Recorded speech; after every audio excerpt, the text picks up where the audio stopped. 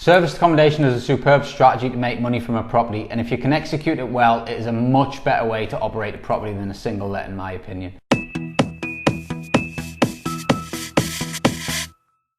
Just in case anyone watching this isn't aware of what serviced accommodation is, it's basically turning a property into a mini hotel.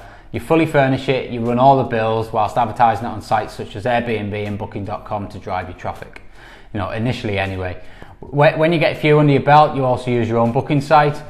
You're responsible for turning the property around for the next guest after each stay. As I said, it's like running a mini hotel. The great thing about serviced accommodation is you can make a lot more revenue per month than renting it out as a single let. For example, one of our 3-bed end of tourist houses recently took a 30-day booking for £2,880, when this would normally rent for £550 a month.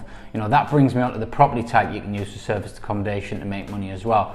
I thought I needed city centre, river frontage, beautiful apartments for weekend visitors taking city breaks, and I couldn't have been further from the truth. With everything from 1-bed flats up to 5- and 6-bed houses on the fringes of the city now, and I wouldn't jump at the chance of a city flat anymore.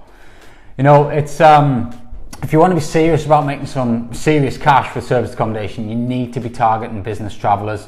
Don't get me wrong, if you're in a busy city, 100,000 people or more, then you get the best of both worlds. When things, events, football, concerts, things like that are on, you can hike your prices up and you can make some serious profit in these months. Sometimes renting one night or weekends for more than a single monthly rent.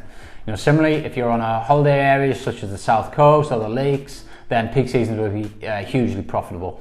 For me, also, you make more money on the elements most landlords don't ever really factor in. You never had a void month. Yes, you have good and bad months, but everyone pays before they stay. Your properties are kept in better condition as you keep on top of the maintenance as you go. They get cleaned 2, sometimes 3 times a week. If they're damaged, you don't have to fight for it through a deposit protection scheme. You've got the money before the guest enters. There are no management fees to pay, and you never have to advertise for tenants or pay tenant finders fees. If you're not already convinced, then I'm not sure what else to say. I love serviced accommodation. It's a major part of our business now, and it is a firm part of our future expansion plans as well. Done well, this is a very lucrative strategy.